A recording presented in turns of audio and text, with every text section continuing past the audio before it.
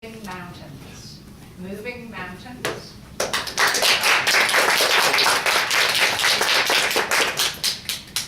Madam Toastmaster, fellow Toastmasters, and honored guests, why is my speech called Moving Mountains?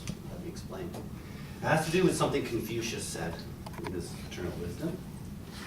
To move a mountain, you have to start with a pebble. And I'm going to explain how that relates to a community outreach initiative that I spearheaded in December.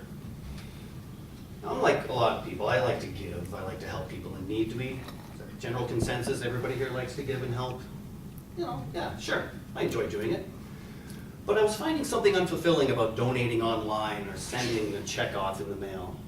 You know, it goes, and I know consciously I've helped someone, I've donated to a cause, but at the same time, I'm not seeing the gratification. I'm not really seeing firsthand how it is helping people. So I thought, you know, I'd like to try something. I'd like to try to go right to the source.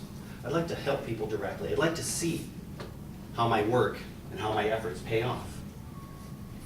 But there is so much need out there, it's almost like a mountain. And I'm just a little guy. How am I going to fight through this mountain? Well, you know what I did? As Confucius said, it started with that pebble. It started with an idea I had called warm it up. The idea, because we had such a cold winter this year and still having it, is to go out to people huddled in doorways or people who are on the street corner and give them coffee. Warm them up a little bit. So give them that and great. I could experience it that way. So I thought, all right, there's the pebble I'm going to start with. So I went online, I went onto Facebook and posted this idea. I thought, what do you people think? People loved it. They wanted to be involved. They were coming up with their own ideas. This girl, Veronica, a friend of mine, she said, well, instead of giving out coffee, why don't we give out gift certificates for a Tim Hortons or a McDonald's so they could go inside and enjoy it out of the cold. They could also choose what they want. Thought, yeah, you know what, that's a good idea. And it's also, you know, carrying around 10 cups of coffee in those trays is a little cumbersome when you're walking down the street.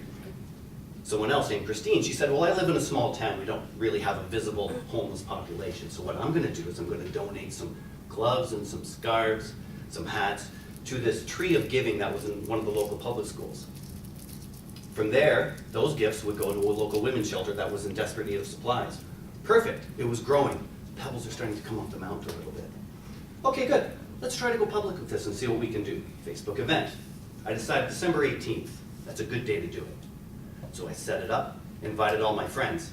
I had 260 people respond that they wanted to be involved. And I have to tell you, of those 260 people, I knew less than half. Why? Because it went viral. The participants, they spread it to their Facebook friends.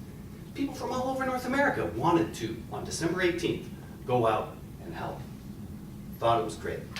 December 18th came, I got my coffee cards, and in this neighborhood, in fact, I walked around and I was just handing them out to people. We're giving out these coffee cards today. We're just giving these out today. And I saw the looks on their faces. Their spirits were brought up, and in doing so, my spirit was brought up too.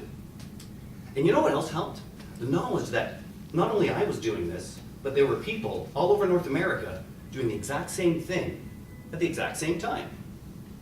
There's a fellow in Winnipeg who told me, you know, I've noticed, I've looked at the homeless people and they don't wear socks. They don't have any socks. And I thought, really? And you know what, since then I've been looking, and he's right, a lot of them don't. He had dozens of pairs of socks that he was giving out. This girl in LA, 18, 19 years old, instead of buying something at the mall that day, she bought a homeless man a meal. Great stories, and they were coming in from all over the place. And I thought, wow, what a wonderful, wonderful thing that these people are giving and getting the same joy that I was getting. And it didn't stop on December 18th. A friend of mine, Keith, here in Toronto, him and his girlfriend, they went out and they did the same thing with the coffee cards. They took pictures of themselves doing it. And they took these pictures and they posted it on this photo challenge website. And people messaged him, said, what's this about? What are you doing? He explained the warm it up concept. And they went out and did it too. I started hearing stories between the 18th, all the way through New Year's, of people were buying coffee for people behind them in line at the Tim Hortons. And this one story about this man who just went through a very nasty divorce, and there was a lot of animosity between him and his ex-wife, as it goes. He brought her a coffee just to say, let's put all the nastiness behind her. And it was really, really nice to hear. It's okay. So does it end there? No. My birthday was a couple of weeks ago. So how did I celebrate? Went out and I did the same thing. posted it on Facebook, and the idea is, every day of the year is someone's birthday. So if everybody gives a little bit on their birthday, that's at least 365 acts of giving in a year. Thought it was perfect, and people loved it. So the plans for 2014, what are they? It's been suggested that I register this as a charity with the government. That way we would have access to funding. We'd be able to get donations and give receipts. We get support from Google. They give free marketing tools to register charities. We can do some media. So I'm thinking August, September, we're gonna get those pebbles rolling again. We're gonna try to make that mountain a little bit smaller.